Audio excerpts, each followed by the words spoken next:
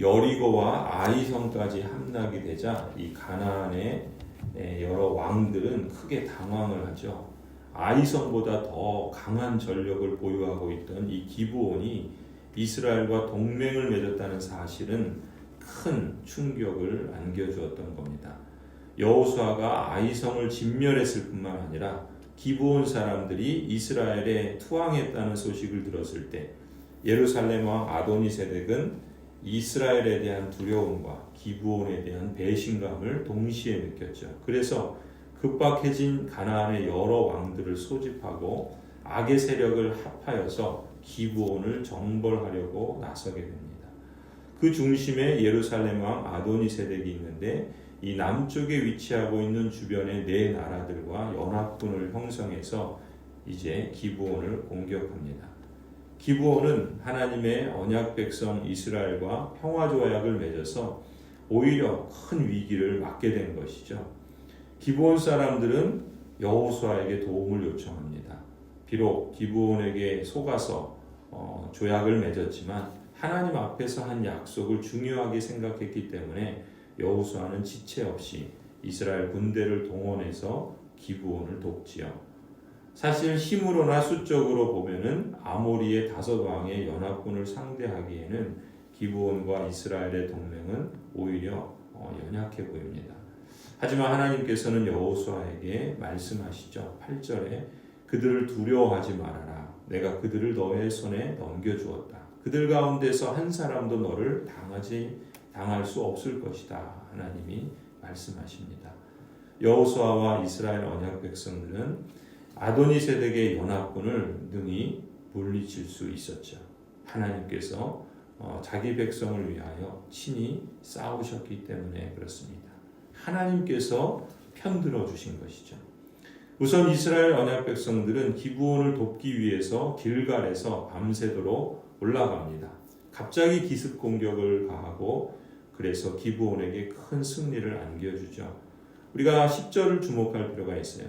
거기에 보면은 주님께서 승리하였다 이렇게 말하죠. 주님께서 이스라엘 군대 앞에서 그들을 혼란에 빠지게 하시니 여호수아는 기브온에서 그들을 크게 무찔러 승리하였다. 하나님께서 승리의 원천이요 또한 그 역사하신 주인공이심을 그 주어를 통해서 우리가 확인할 수 있습니다. 그뿐이 아니죠. 하나님께서는 심지어 자연재해를 통해서도 그걸 사용해서 이스라엘을 도우십니다. 11절이죠. 그들이 이스라엘 군대 앞에서 도망하여 벳호론의 내리막길에 이르렀을 때 주님께서 거기에서부터 아세가에 이르기까지 하늘에서 그들에게 큰 우박을 퍼부으셨으므로 많은 사람이 죽었다. 우박으로 죽은 자가 이스라엘 자손의 칼에 찔려서 죽은 자보다 더 많았다. 하늘에서 큰 우박을 떨어뜨려서 이 아도니세덱이 중심이 된 연합군들을 괴멸시켜 버립니다. 이스라엘 자손의 칼에 죽은 자보다 우박에 죽은 자가 더 많았다라고 하실 정도로 하나님께서 행하셨다라는 걸 다시 한번 강조하고 있습니다. 심지어 하나님께서는 기대하지 못한, 기대할 수도 없는 특별한 방법으로 하나님의 권능을 나타내셨다는 것을 기록합니다. 해가 막 떨어지려고 하죠. 아직 아모리의 군대를 다 괴멸하지 못했는데 해가 집니다. 어두워지면 지리에 익숙하지 못한 이스라엘의 입장에선 불리하겠죠. 그때 여호수아가 하나님께 기도하며 외칩니다. 12절이죠. 주님께서 아모리 사람들을 이스라엘 자손에게 넘겨주신 날에 여호수아가 주님께 아뢰었다. 이스라엘 백성이 보는 앞에서 그가 외쳤다. 태양아 기브온 위에 머물러라. 달아 아얄론 골짜기에 머물러라. 그러자 태양이 하늘 그 자리에서 머물렀습니다. 달은 아얄론 골짜기에서 머물며 올라오지 않았습니다. 여호수아의 기도와 외침을 들으시고 적들을 일망타진할 때까지 심지어 하늘의 해와 달을 하나님께서 정지시켜 놓으셨던 것이죠. 13절에 이렇게 그 사건을 기록합니다. 백성이 그 원수를 정복할 때까지 태양이 멈추고 달이 멈추어 섰다. 야살의 책에 해가 중천에 머물러 종일토록 지지 않았다라고 한 말이 바로 이것을 두고 한 말이다 기록을 합니다. 태양이 기브온 위에 머문다는 것은 태양 주위를 돌던 지구가 정지해 있다는 것인데 태양 주위를 돌던 지구가 갑자기 정지하면 어떤 일이 일어날까요? 그래서 이 사건 자체는 과학적으로 설명할 수가 없습니다. 지구가 정지하면 온 지구는 아마 멸망할 것입니다. 그런데 성경은 이 사건을 하나님께서 행하셨고 또 모든 만물의 창조주이신 하나님 그리고 모든 해와 달과 별들을 주관하시고 또 섭리하시는 하나님께서 이 일을 행하셨다라고 말씀하고 있죠. 그래서 14절에 이렇게 성경이 직접 이 사건을 해석합니다. 주님께서 사람의 목소리를 이 날처럼 이렇게 들어주신 일은 전에도 없었고 뒤에도 없었다. 주님께서는 이처럼 이스라엘을 편들어 쌓으셨다. 참 멋진 말 아닙니까? 하나님께서 자기 백성 이스라엘을 편들어 그들을 위해서 싸우셨다라는 것입니다. 이스라엘이 승리할 수 있었던 이 세 가지 방식들이 한결같이 강조하는 포인트가 있죠. 하나님이 하셨다라는 겁니다. 하나님은 자기 백성을 위하여 싸우시는 주 여호와이십니다. 대적의 힘이 아무리 세다 할지라도 인간에 불과하죠. 하나님께서는 모든 만물을 창조하시고 또 그 가운데 택하신 자기 백성을 위해서 친히 싸우시고 편들어 주시는 분이십니다. 하나님이 왜 싸우시는가? 8절의 말씀대로 하나님은 언약하신 약속을 지키시기 위해서 싸우시는 것입니다. 하나님은 약속을 귀하게 여기신 것이죠. 기브온과의 약속 때문에 이스라엘이 싸웠습니다. 기브온이 비록 이방인이었지만 이스라엘이 약속을 지키는 것을 하나님께서 귀하게 여기셨던 것이죠. 여호수아서가 시작되는 1장부터 계속해서 반복되어 강조된 메시지가 무엇입니까? 오직 강하고 극히 담대하라. 그 율법을 다 지켜 행하고 우로나 좌로나 지켜 행하라. 그리하면 너의 길이 평탄하게 될 것이며 너가 형통하리라. 너가 어디로 가든지 너의 하나님 여호와가 너와 함께 하느니라.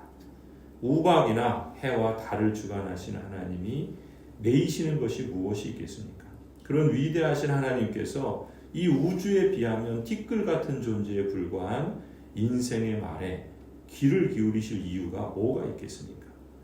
게다가 여호수아의 말이 태양아 머무러라, 달아 멈추라, 상식적으로 말도 안 되는 소리에 뭐가 아쉬워서 자존하시고 또 영원하신 하나님께서 이처럼 말도 안 되는 인간의 기도대로 응답하실 이유가 뭐가 있겠습니까? 하나님은 당신의 약속을 지키시는 언약에 신실하신 분이십니다. 하나님은 택하신 자기 백성을 위하여 편들어 주시고 싸워 주시는 분이십니다. 하나님은 하나님을 존귀히 여기는 자를 존귀하게 하시겠다 말씀하셨습니다. 하나님께서는 하나님의 나라와 하나님의 의를 구하는 자에게 이 모든 필요를 더하여 주시겠다 약속하셨습니다. 하나님은 그 약속을 신실하게 지키셨고 지금도 그리하고 또한 그리스도 재림의 날까지 그리하실 줄 우리는 믿습니다. 반대로 하나님은 또한 말씀합니다. 하나님을 가볍게 보는 자를 가볍게 보시겠다라고 말씀합니다. 하나님은 하나님을 속이는 자를 심판하십니다. 아이성 싸움이 그 증거 아닙니까? 아간이 바로 그 대표적인 사례가 아니겠습니까? 그렇다면 관건은 하나님의 언약 백성이 과연 하나님 편에 있느냐? 이것이 제일 중요한 것이겠죠. 우리가 과연 그 하나님 편에 서 있고 그 하나님을 신뢰하느냐? 여호수아와 같이 하나님의 뜻을 따라 순종하며 기도하며 주께서 명하신 대로 나아가느냐? 이것이 하나님의 언약 백성이 사는 길이고 승리하는 길이고 또한 우리가 이 땅을 살아가면서 늘 매일 오늘이라고 하는 시간에 기억하고 또 나아가야 할 과제라 믿습니다. 세상에 비하든 우주에 비하든 아무리 미약한 존재라도 하나님을 인정하는 인생은 하나님 앞에서 형통케 하실 줄 믿습니다. 반대로 아무리 하나님의 언약 백성이다, 하나님을 믿는다, 하나님께 기도한다 하더라도 하나님을 가볍게 여기고 하나님을 속이는 인생은 스스로 하나님의 복을 차버릴 뿐만 아니라 심판을 자처할 뿐입니다. 하나님을 신뢰하지 않고 자기 힘으로 평안을 찾으려고 시도하면서 하나님께서 복을 주시지 않는다고 원망하지 말아야 합니다. 원망할수록 더 깊은 늪에 빠질 뿐이죠. 그때는 원망이 아니라 회개를 해야 할 때입니다. 그 길에서 속히 돌아서야 살지요.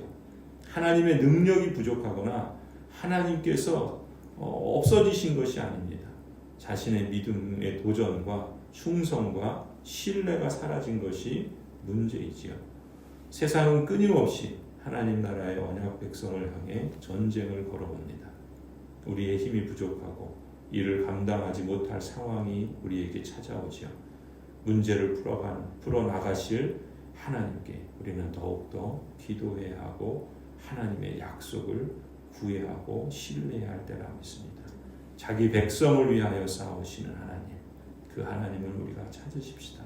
후회하지 않을 길로 우리를 인도해 주시리라 믿습니다. 일을 시작하신 하나님, 그 하나님께서 그의 능력으로 완성하실 것을 우리는 믿고 우리 모두가 하나님을 신뢰하십시다. 하나님을 우선순위에 두십시다. 여호와를 진심으로 그리고 전심으로 우리가 함께 경외하십시다.